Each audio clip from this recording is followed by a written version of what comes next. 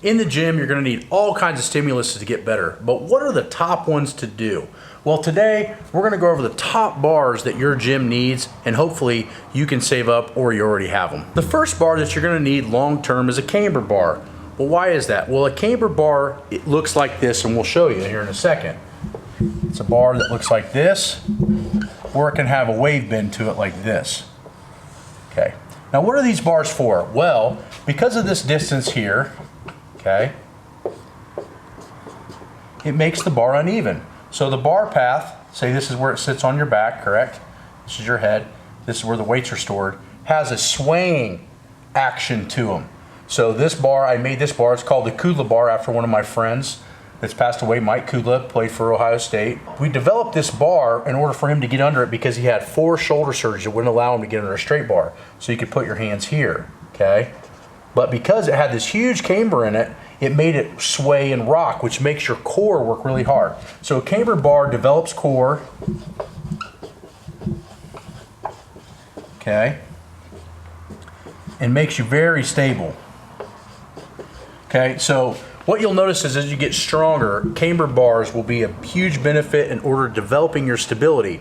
And let's face it, no matter how strong you get, if you can't stabilize the weight, you can't do the weight. So at my best, my camber bar squat was roughly 75 to 80% of what my raw squat was.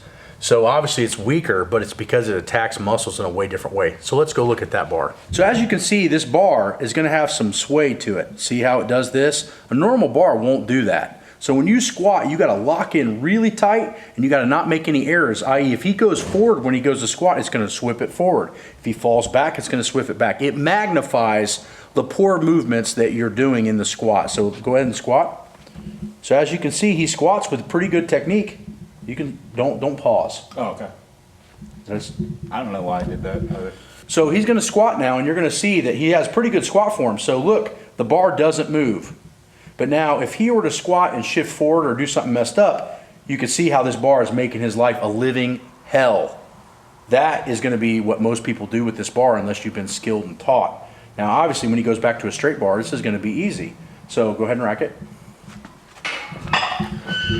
So in the camber bar is designed to make you squat perfectly up and perfectly down without any sway forward or backward. When you do this, the bar path will be in a much straighter line, therefore the camber bar is not gonna give you near as a headache.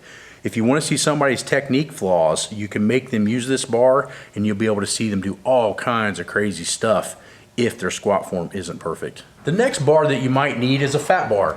Now why fat bars? Well, fat bars are really gonna test your grip. And as we've talked about in other videos, grip sometimes is a limiting factor. And in the beginning and intermediate phases, a lot of times it's a limiting factor. Training with fat handles and fat grips and fat bars is gonna make that not a problem.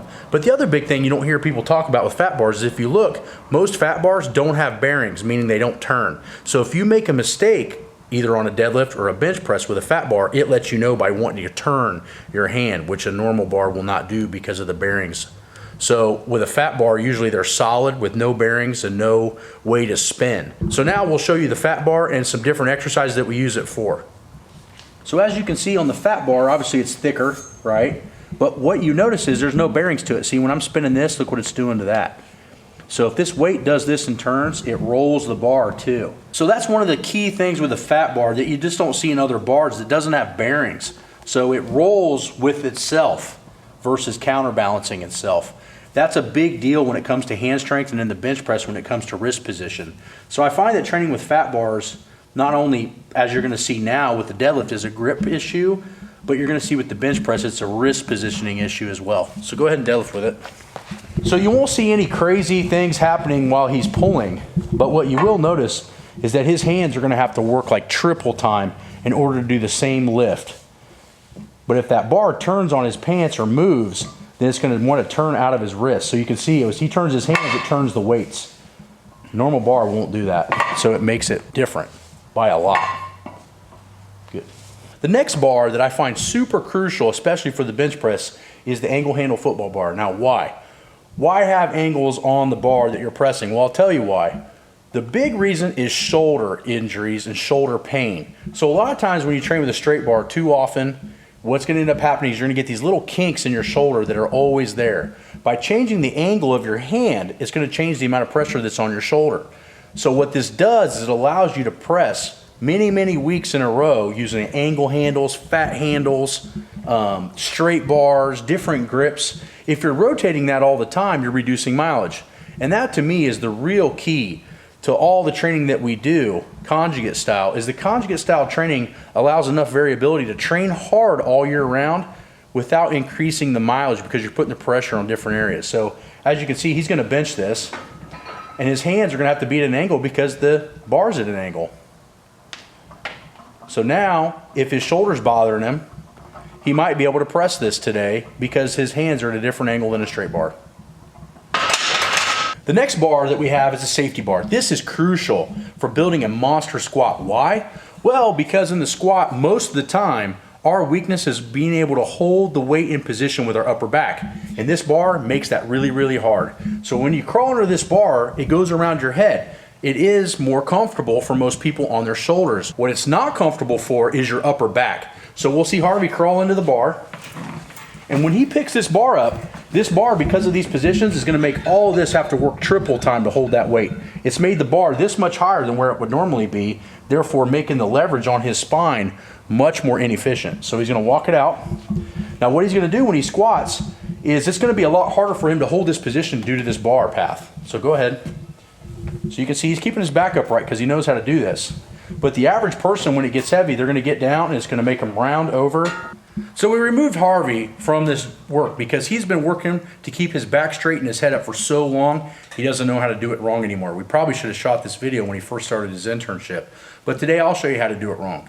So in the safety bar, this thing obviously is more comfortable on your shoulder and probably why it was initially built. But in actuality, what the big squatters in the day, Fred Hatfield and a lot of the other guys that used this bar and made it famous, they started to find out it made their upper back work tremendously. So if I pick this weight up, okay, see obviously it's a lot more comfortable because I don't have to have my hands back here. But when I go to squat, it's gonna force me to keep my head upright hard. Now if I do this thing wrong, which is what most of you guys are gonna do, is when I get down to the bottom, I'm gonna drop my head and it's gonna round my back. And now I'm gonna have to stand up like this. That just made that weight 3 times harder. But the safety bar accentuates that. It forces you to learn that your sternum stays high when you squat. The other thing that you want to look for with one of these bars is to make sure it doesn't have big long handles on it. You see, I built these chains on mine, so when I lift up on it, you notice how it doesn't change the bar at all? If I had handles on this, I'd be able to get that off my neck, therefore take away the potency of the bar. I do. Ready? Yeah, we've been rolling. That's gonna be good to put in there. Yep. Outtakes. We need to keep all these outtakes because it'll be fucking funny. Yeah. So the next bar that may not be a real need, but it definitely is something you want to have in your gym is the trap bar. Now, is the trap bar deadlift better than the straight bar deadlift? In my opinion, no, but there are some advantages depending on your needs and goals. One is the trap bar, as you can see, the handles are higher than if it was a straight bar.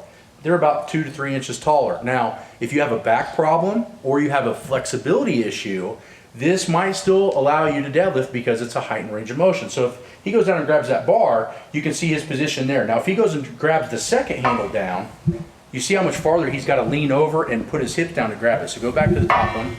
That's how much taller he can start. That's a lot less back pressure for the average person when they learn how to deadlift, as you can see. So when he goes to the top handle, now he can deadlift. His back can stay a little bit straighter.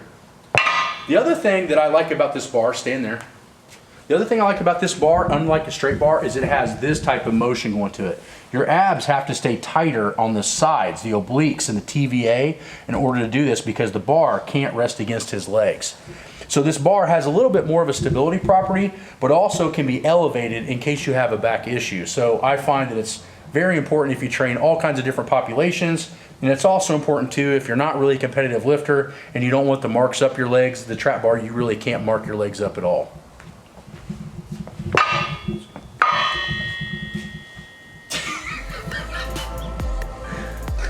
So today we just went over all the bars that I feel are important to have a really good gym.